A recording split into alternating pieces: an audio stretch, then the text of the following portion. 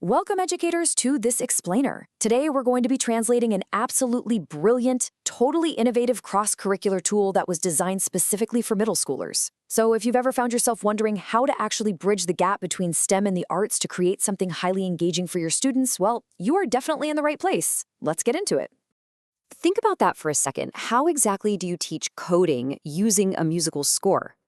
At first glance, a computer algorithm and a sheet of music seem like they live in completely different universes. One is so rigid, mathematical, and mechanical, right? And the other is fluid, expressive, and artistic. But today, we're really going to challenge that assumption and look at the unexpected, almost magical connection between abstract coding commands and beautifully structured musical notation. Okay, let's dive into this. What we're looking at here is really the master key for today's explainer, the music recipe. This ingenious worksheet was created by Edmond Saint-Jean, who is a middle school music teacher, and honestly, what he's done here is just brilliant. He's taken a robotics algorithm, specifically one designed for a little robot called an Ozobot, and he has beautifully masked it within a musical recipe. It completely rethinks how we present both of these subjects to students, basically turning a technical coding exercise into a creative performance. Here is our roadmap for today. 1. What is the music recipe? 2. Mapping actions to music. 3. The 3-pass loop. And 4. Why the robot says 6. So kicking things off with Section 1. What is the music recipe? Bridging Ozobots and solfege. Think of me as your translator today, helping you speak both robot and music fluently. The music recipe is fundamentally a method of teaching programming algorithms. Specifically, it maps out a 3-pass loop for an Ozobot. But here's the twist. Instead of just staring at standard block code or lines of text, the student actually translates the robot's physical actions, its movements, its pauses, its lights, directly into musical symbols and melodies. It literally turns a robotic path, right there on the table, into a symphony of solfege. Moving right along to Section 2, mapping actions to music, the ingredients. Now, what's really interesting about this is the direct one-to-one translation happening between the technical code and the musical sheet. If you look at the algorithm steps on the left, when the robot activates its light, that translates musically to a cue, signaling the start of a pass through the loop. And when the robot executes a forward command, driving ahead, well, that acts as a musical setup, representing movement before the first actual melody begins. It's treating the robot's mechanical preparations as the preamble to a live performance, which is just so cool. So the absolutely crucial point here is what happens when the robot stops moving. When the Ozobot receives the stop command and physically halts its little wheels, it doesn't just sit there in silence. No, in our musical translation, this physical pause actually triggers a performance. The worksheet dictates that it plays the first musical phrase of the pass in C major. And if we check the exact solfege from the source, it reads sol, fa, mi, do, si, la, sol. So the code commanding the robot to stop is quite literally the downbeat for the C major melody. Let's continue that translation following the first melody. The robot obviously has to reposition for the next phrase. The algorithm tells it to back up, rotate 90 degrees, and then go forward again. Reversing direction, making a quarter turn, driving ahead, all of these highly technical mechanical steps simply act as new movement setups. Musically speaking, we're in the transition phase, setting the stage and preparing the rhythm right between the first melody and the second. And that brings us to the next big event in the algorithm. The robot halts again with another stop command and then executes a rotate 90-degree action. This second halt and turn sequence triggers our second musical phrase.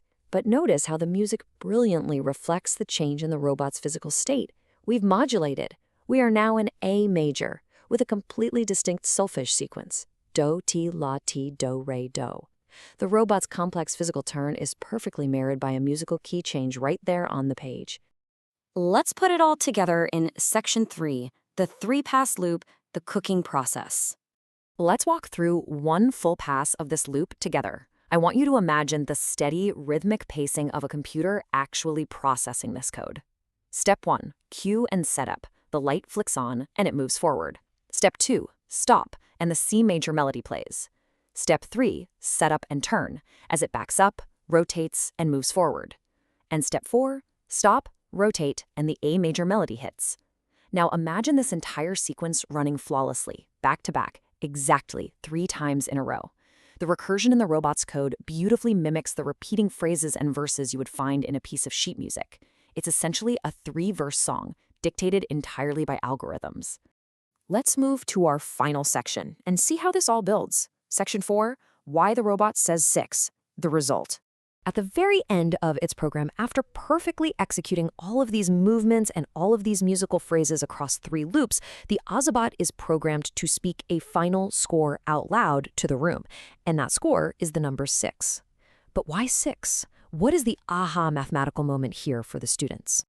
And this brilliantly illustrates the math embedded right into the worksheet. Think about it. The algorithm is a loop that is programmed to repeat 3 times. Within every single pass of that loop, the robot plays 2 distinct melodies, the one in C major and the one in A major. So, 3 loops times 2 melodies per pass equals exactly 6 total melodies played. The robot isn't just randomly shouting a number, it is accurately reporting a calculated variable based entirely on its own recursive actions. How satisfying is that? I just love how thoroughly Edmond Saint-Jean committed to this metaphor all the way down to the last line of code. Look at the very final step of the algorithm. The command is simply end, which triggers the robot to announce that number 6 out loud.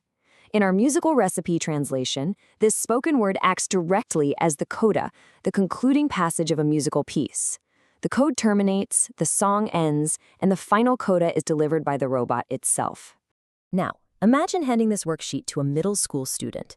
The final prompt asks them to run the recipe.